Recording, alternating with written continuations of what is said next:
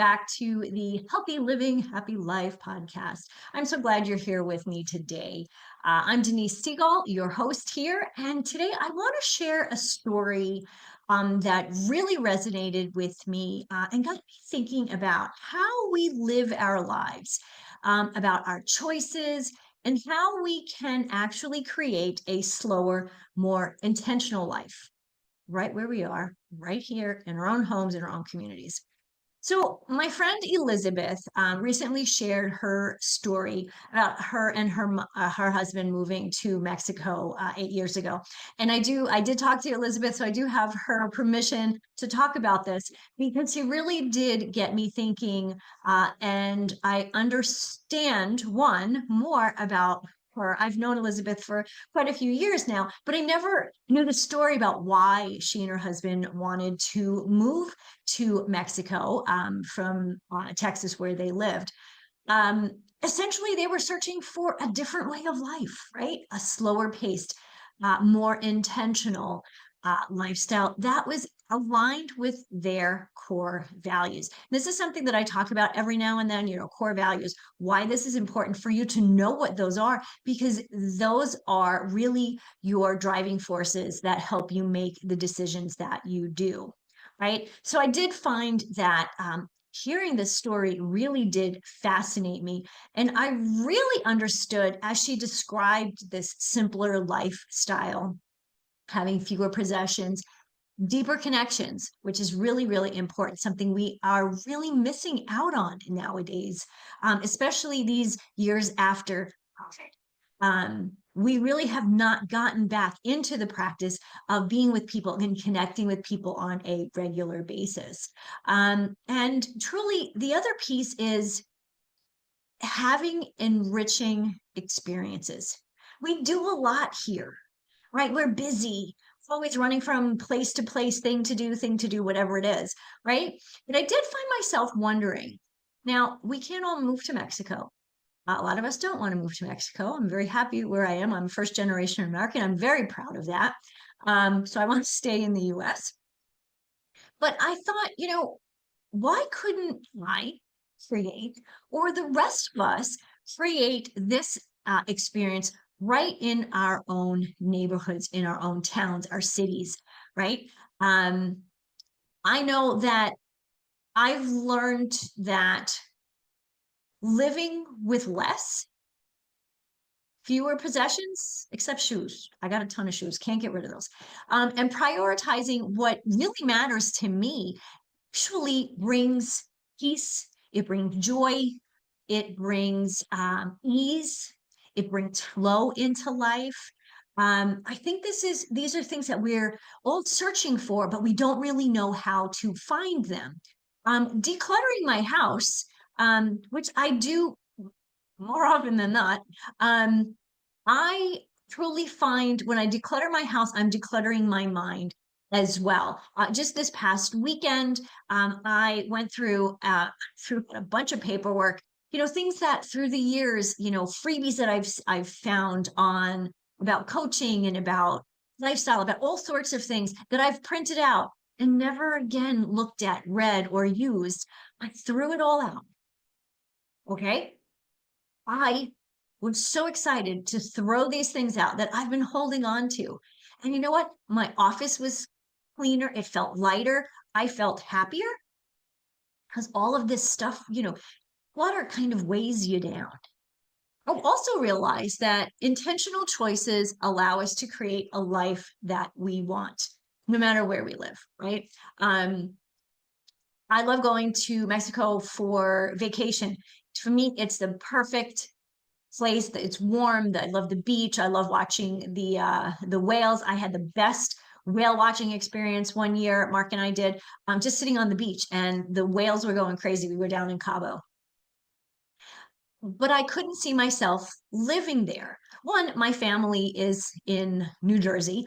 There are things that I really love to do, concerts. I love exploring the United States. We go every year, every 2 years, we go to a national park. There's so many incredible places to see here and things to experience. So as much as I love to travel, I really love to be home. I love my house. I love that we have 3 acres. And that in itself actually is part of, living this life that you desire, as opposed to living a life that is just kind of happening to you. You're not really making decisions. Things are just kind of happening. We're doing a lot of things we should do, right? So today I want to dive into how you can create this kind of life with ease and flow and purpose in your own community. Even if your own community is in your own house, if it's just you or you and your family, and then you extend it out. This is an amazing, life-changing practice. So here, of course, I'm going to share some practical tips, some personal insights, and some advice from experts to help you live more intentionally, cultivate deeper connections. And when I think about that, years ago, my husband used to say to me, "Oh my gosh, Denise, I hate going to the supermarket with you. You know everyone, so you should run for mayor, because you just know everyone." And I thought about that. I do know a lot of people, but do I have deep connections with those people? No, I do not. I have connections with some people. But I thought about that. Who do I want to have these deep connections with? Do I have that connection with these people, these particular people? If I don't, why not? And how am I going to cultivate that? Also, we want to find peace and calm in everyday life, right? We in the US, we wear busy like a badge of honor. And truly, it's got to stop, right? We rush from task to task. We're always juggling responsibilities.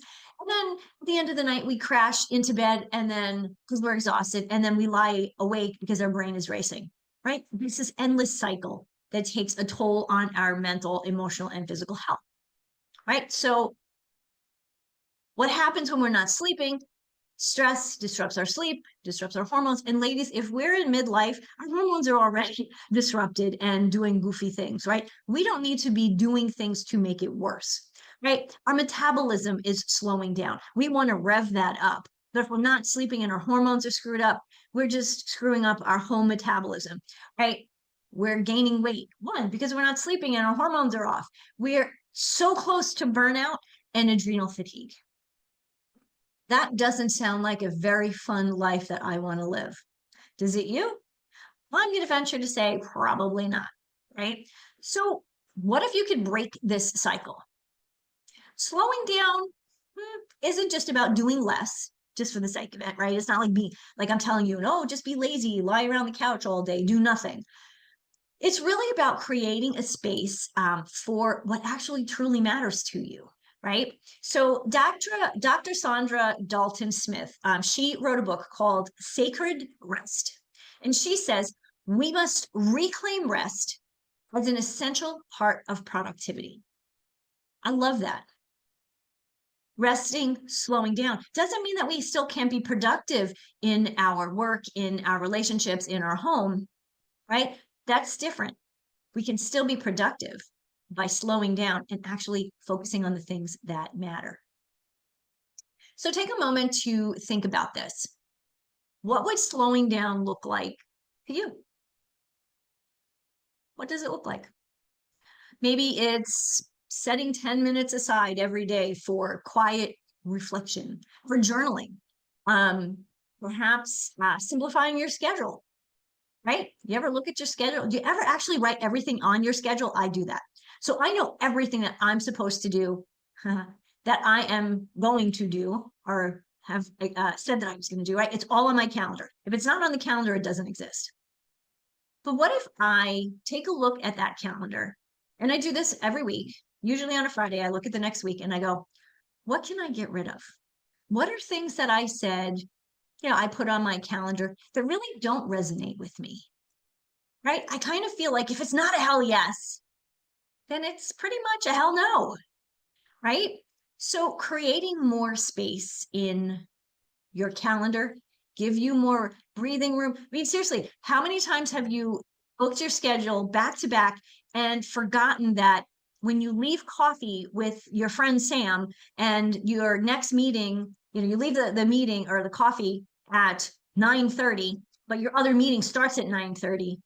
Oops, you've screwed up your schedule. Now what's happening is you have to leave coffee early with Sam and to get to the meeting that's at 9:30, and now you're stressed and running late and your whole demeanor is in disarray. You're stressed, you're frustrated, you're frazzled, right? All because your schedule was so busy.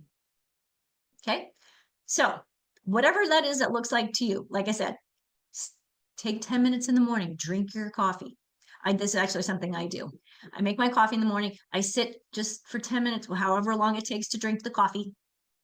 I don't read. I don't talk. I don't journal. I just sit. It's a nice way to start the morning, let me tell you. So let's talk about living in the moment. Living in the moment. We are always focused on the next thing, right? What's the next thing we got to do? What's the next, you reach a goal. What's the next goal we got to reach? What's the next higher thing, the next big, best thing that there is, right? When we do that, we really miss the richness of what's happening in the present moment. We neglect to actually celebrate and enjoy those successes. Big or small, doesn't matter, right? We're always moving forward onto that next thing. A chapter in my book, Healthy Living, Happy Life, which I have here. So if you're watching, you can see my book. If not, I am holding up a copy of Healthy Living, Happy Life, a practical path to finding a healthy lifestyle that works for you.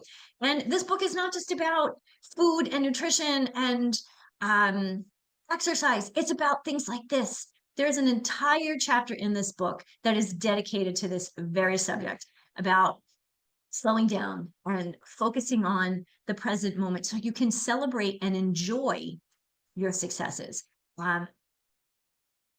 Being fully present is, I love to say this, it's a powerful way to actually reduce your stress, cultivate a little joy.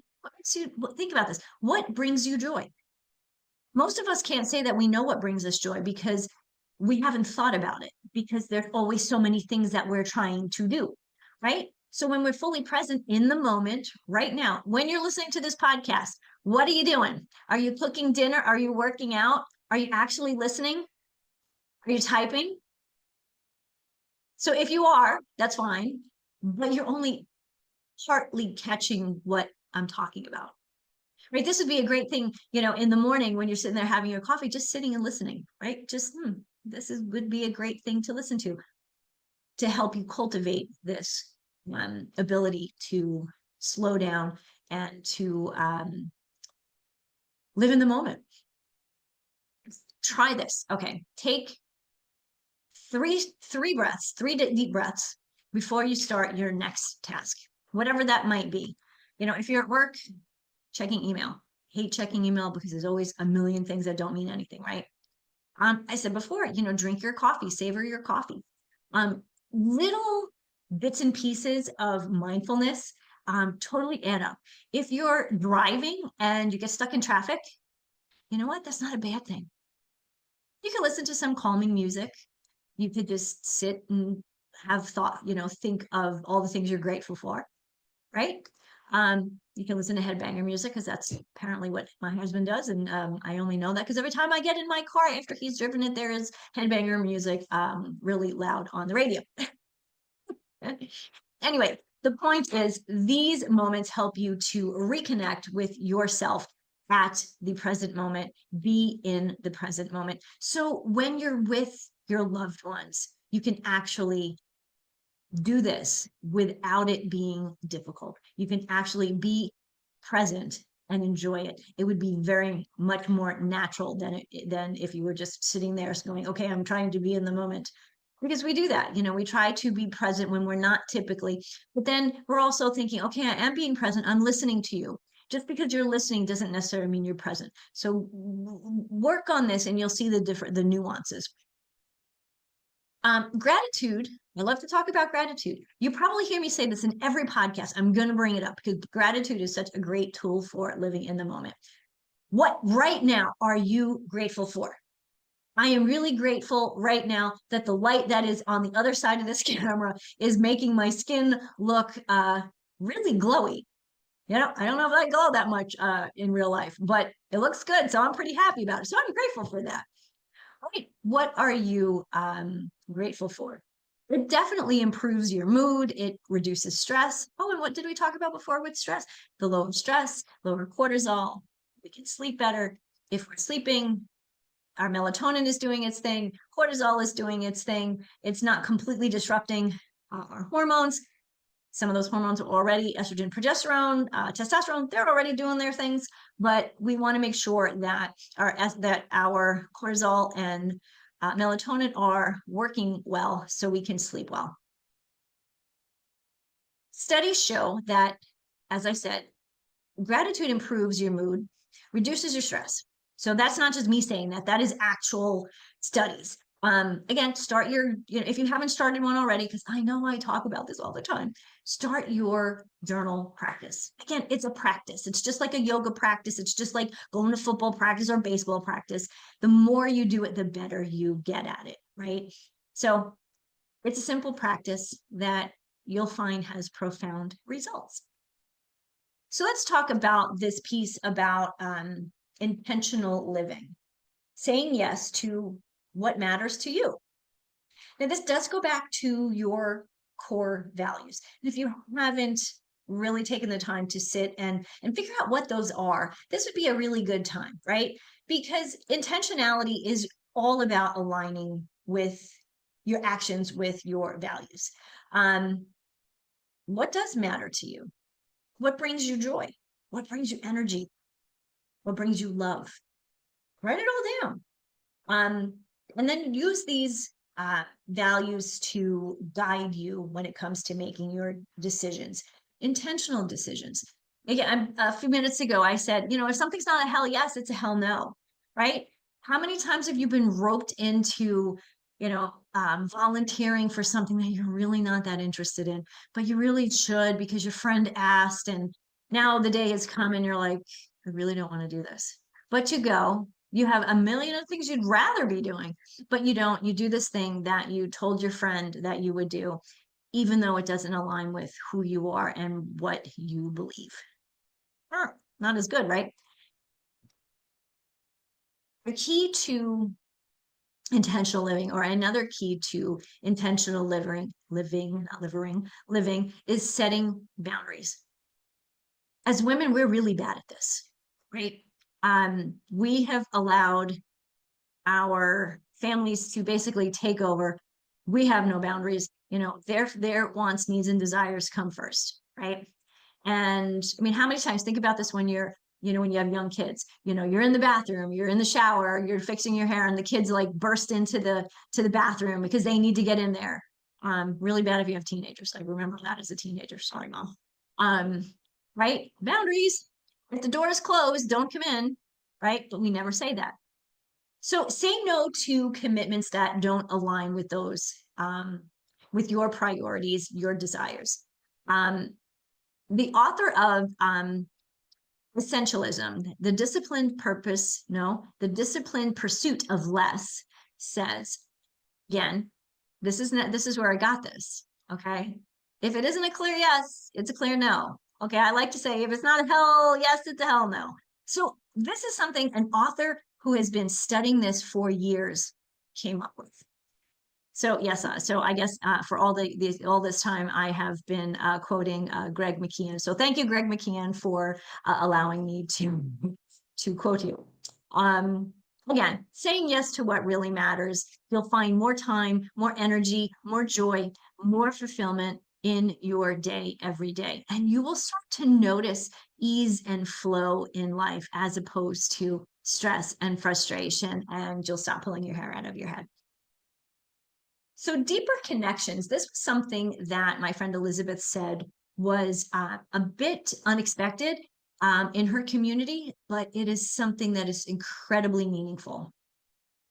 Because these are genuine connections, right? Like I said before, I know a lot of people, but who am I really connected to? I mean, my closest connections, obviously, my husband, my sister, my niece and my nephew, my mom.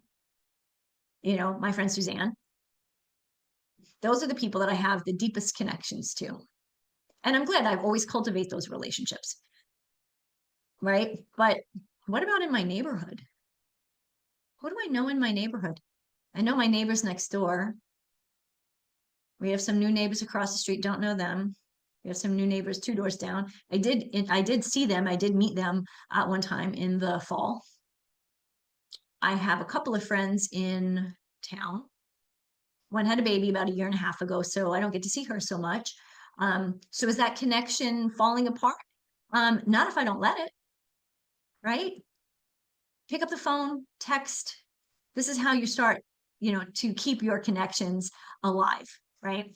So getting back to Elizabeth, when Elizabeth moved to Mexico, she found a really supportive community that rallied around each other in times of need. From what I understand, just a couple of days after they moved in, they lost their electricity went out. And even though they didn't know these people yet, these people came who lived in the neighborhood came to help to find out, for them, is it something that's in the house? Is it something outside? How could they help them? Whatever it was. So already this was a community of people who wanted these type of tight-knit connections. Do we have those kind of tight-knit connections in our neighborhoods nowadays? I find it interesting that people who live in a community, whether it's a 55 and over community, a gated community, something like that, versus a neighborhood where, 8 o'clock in the morning, people go to work, they come home at 5 o'clock, the kids do whatever, and they don't really spend a lot of time talking with their neighbors anymore. People that live in a community, they see each other all the time. They're walking down the street and they say hello. They're going to bingo, or they're going to bocce, or whatever they're doing. There are things that they're doing together. In our neighborhoods nowadays, are we doing those things? Are we actually connecting? Do we know our neighbors? Like I said, I know my neighbor who's next door. I sold them a property that, where they built their house. But do I really know them? I know who they are. I know their son, right? But how well do I know them? That is a relationship that I really haven't cultivated, right? Do you know your neighbors? How close are you? How about the people 2 houses down? When we were growing up, we actually had neighbors. We knew our neighbors across the street, 1, 2, 3, 4 houses across the street, and the people who lived on the right side of us. Okay, we knew those people. They had kids. We played together, whatever. So that was a unique time. People don't do that anymore. They don't have those connections. Kids go to school, they go and they do their sports or do whatever. They come home, they might go back out for another sport or activity, right? But again, they're not really making connections in their community with the people who live right next door. You can build a community. It just takes a little bit of effort. Now, another way you can do this, of course, if it's not your neighbor, but in your neighborhood, in your town, join a group of like-minded people, right? Whether it's a book club or a pickleball league. What I don't keep picking on pickleball. Or if you're a creative person, why not sign up to teach a class? Or why not even, take a class, right? These are great things. You're going to meet people, like-minded people. You can, chat with there, get to know a little bit, invite for coffee, and actually start to really cultivate a connection, because you know from the beginning that you actually already have something in common with someone, right? This is going to foster a genuine relationship as opposed to somebody that I just know, right? And it also gives you a great sense of belonging. There are many times when I feel in Rochester, if I moved tomorrow, nobody would know. It would take 6 months before somebody knew that I left. That's kind of sad. Now, granted, I am in and out quite a bit. Just the way Mark's schedule is and my schedule is. So sometimes I don't feel like I belong here. I'm working on rectifying that. I joined a women's group in town. I'm part of the chamber. I go to their events. Right. So again, I'm connecting with people who already I know I have something in common with. So surround yourself with people who uplift and inspire you. And if it's not the people that you know right now, go find those people. I mentioned decluttering before, decluttering your space, decluttering your office, decluttering your car, decluttering your purse, ladies, really helps you to declutter your mind. It really helps that decluttering gives you mental clarity. Because when you have so much stuff, it's really hard to kind of get through. It's kind of hard to get through the stuff. You start to feel bogged down. You start to feel emotionally heavy, right? And it could just be, I know this, I'm very much like this. When I come to work in the morning, if my desk is a mess, I can't do anything until the desk is cleaned, right? Everything has to be in its certain place.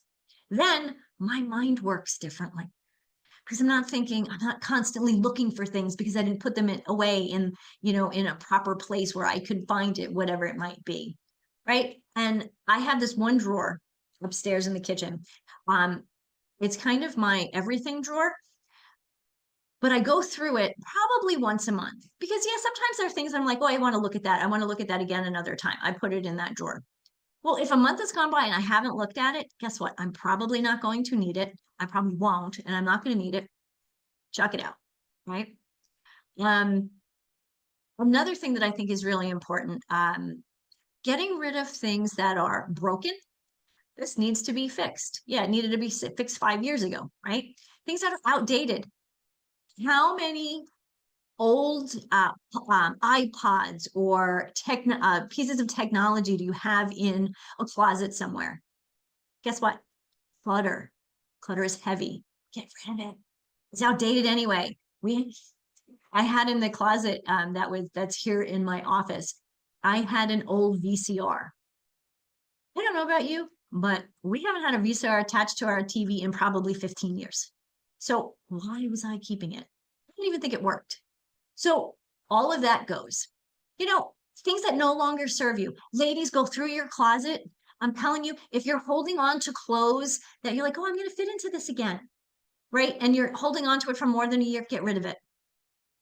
It's holding you back, right? It is holding you back. Get rid of it. Donate it. Give it to somebody who can really appreciate it and really enjoy it, right? Donate it. Let it go. And when you find something new that fits you, that looks good on you, enjoy that. I have adopted a simple rule. Anytime I bring something new into my house, I have to let something go. Let's practice. Practice. Yeah, it's a practice. It's a practice, just like yoga practice and everything. Because it's still kind of new. I'm still kind of learning this. It's actually been liberating. It helps me realize that I don't need all of the stuff that I once thought I needed to make me happy, except shoes. I know I said that before, but except shoes. Love my shoes. And yes, do I have a couple pair of shoes that are probably a little outdated? Probably. Am I still going to wear them if they fit and look good? Probably. Guess what? If I try them on and they don't look good or they don't fit right or they just look silly now, guess what? They're gone. I'd like to say the same goes for your schedule. I mentioned this before. I'm a I'm a list person. If something needs to be done, it goes on the list. Now, the list usually goes onto the calendar. So like, for example, I got a text earlier from the dry cleaners. My dry cleaning is ready. So I put it on my calendar. On Wednesday, I have to pop out. I'll be on that side of town. So what did I put on there? Next to the event that I need to attend, it says, pick up dry cleaning. Yes, I could write it on a list, carry that around. I'm really good at writing things down and carrying an index card, carry an index card in my purse all the time. And it usually has a few things that, that I need. Oftentimes it's stuff I need to pick up at the supermarket, right? If you don't write it down, you don't remember, right? And that's, really an amazing thing. Writing everything down reduces mental clutter. And so once I write it down, I don't have to be like, oh, don't forget. Oh, don't forget to do this because I've written it down. And I have it on a card in my purse. So I'm going to see it. So I'm not going to forget it. The other thing about your calendar, really, it simplifies your commitments. Again, if it's not a hell yes, it's a hell no, and get rid of it. This actually allows you the space to put in your calendar time for reflection, time for creativity. I like to do calligraphy. I haven't done it in a long time, like 2 years.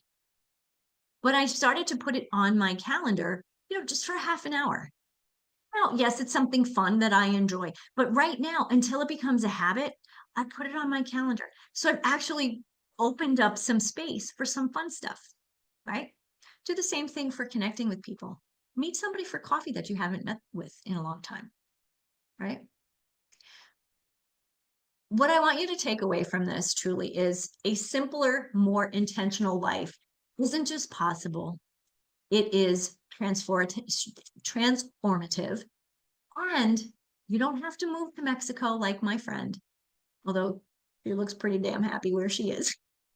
But by saying no to what doesn't align with your values, you create space for the things that truly matter to you, the things that you want to do, the things that drive you, the things that are purposeful to you. So take your first step today. Define what those core values are and reflect on why they're important to you. And this is about you. It's not about why things are important to everybody else around you. It's all about you.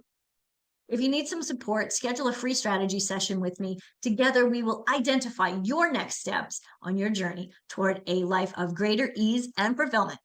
Okay? Remember, you don't have to move to another country to experience the benefits of a slower, more intentional life. It starts small, intentional changes right here, right now. Thank you for joining me today. If you found this episode fun or helpful, please share it with a friend and leave me a review. I'd love to hear your thoughts. Also, please feel free to reach out to me on social media. Let me know some of the topics that you want to hear, things that are affecting you in midlife. Okay? So until next time, take care, embrace the power of intentional living. And as always, I try to leave you with this: healthy living, happy life. Have a great week, everyone.